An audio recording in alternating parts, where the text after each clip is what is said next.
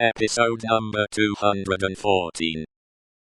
To her father himself, he wrote in the same strain, but he told her father that he expressly confided his wife and child to his care. And he told him this, very strongly, with the hope of rousing him from any despondency or dangerous retrospect towards which he foresaw he might be tending. To Mr. Lorry, he commended them all, and explained his worldly affairs. That done, with many added sentences of grateful friendship and warm attachment, all was done. He never thought of Carton.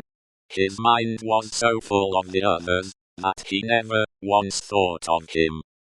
He had time to finish these letters before the lights were put out. When he lay down on his straw bed, he thought he had done with this world. But it beckoned him back in his sleep, and showed itself in shining forms. Free and happy, back in the old house in Soho, though it had nothing in it like the real house, unaccountably released, and light of heart, he was with Lucy again, and she told him it was all a dream, and he had never gone away. A pause of forgetfulness, and then he had even suffered, and had come back to her, dead and at peace, and yet there was no difference in him. Another pause of oblivion, and he awoke in the somber morning, unconscious where he was, or what had happened, until it flashed upon his mind. This is the day of my death. Thus had he come through the hours, to the day when the 52 heads were to fall.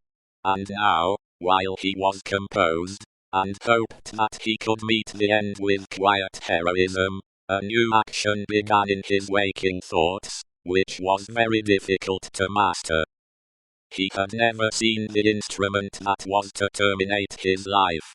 How high it was from the ground, how many steps it had, where he would be stood, how he would be touched, whether the touching hands would be dyed red, which way his face would be turned, whether he would be the first, or might be the last.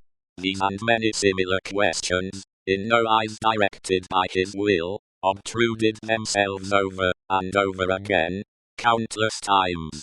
Neither were they connected with fear. He was conscious of no fear.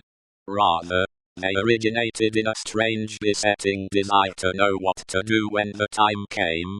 A desire gigantically disproportionate to the few swift moments to which it referred.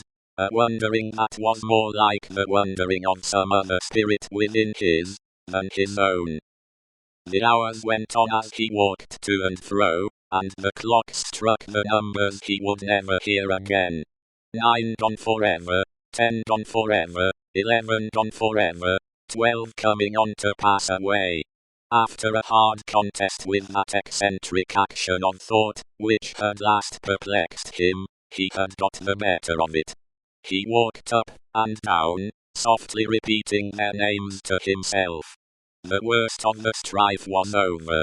He could walk up and down, free from distracting fancies, praying for himself and for them. 12 gone forever. He had been apprised that the final hour was 3, and he knew he would be summoned some time earlier, inasmuch as the tumbrils jolted heavily and slowly through the streets. Therefore, he resolved to keep 2 before his mind, as the hour, and so to strengthen himself in the interval that he might be able, after that time, to strengthen others.